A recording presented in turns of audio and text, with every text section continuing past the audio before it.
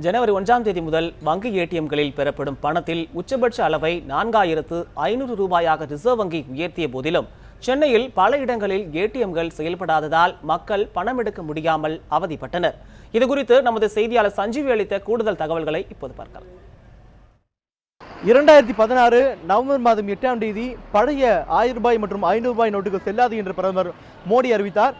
இதனைத் தொடர்ந்து அதற்கு பிறகு கிட்டத்தட்ட பெரும்பாலான ஏடிஎம்களில் பணம் என்பது வரவில்லை. இந்நிலையில் 50 நாட்களுக்கு பிறகு இந்த பிரச்சனை தீரும், பணம் வரும் என்று கூறப்பட்ட நிலையில் தற்போது கூட கிட்டத்தட்ட புத்தாண்டை முன்னிட்டு கூட தற்போது பெரும்பாலான ஏடிஎம்கள் திறக்கப்படவில்லை. குறிப்பாக சென்னையை பொறுத்தவரை பார்த்தோமென்றால் மோர் தென் 90% 90% மேற்பட்ட ஏடிஎம்மில் பெரும்பாலாக பணி செய்யவில்லை.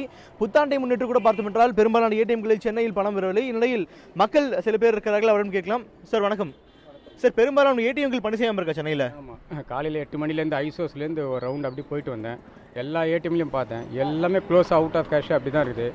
இப்போ இந்த ஏடிஎம்மில் மட்டும்தான் இப்போது ஒர்க் ஆகுது.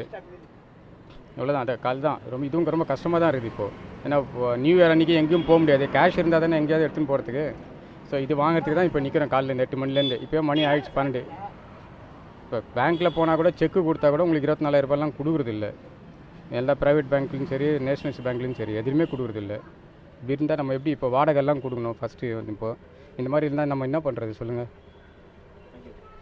அது போன்றுதான் ஒரு சில வங்கிகள் மட்டும்தான் வேலை செய்கிறது. குறிப்பாக திறக்கப்பட்ட வங்கிகளிலும் மக்களின் கூட்டம் தற்போது வரிசையில் நின்று கொண்டிருக்கிற காட்சியை நம்மால் பார்க்க முடிகிறது.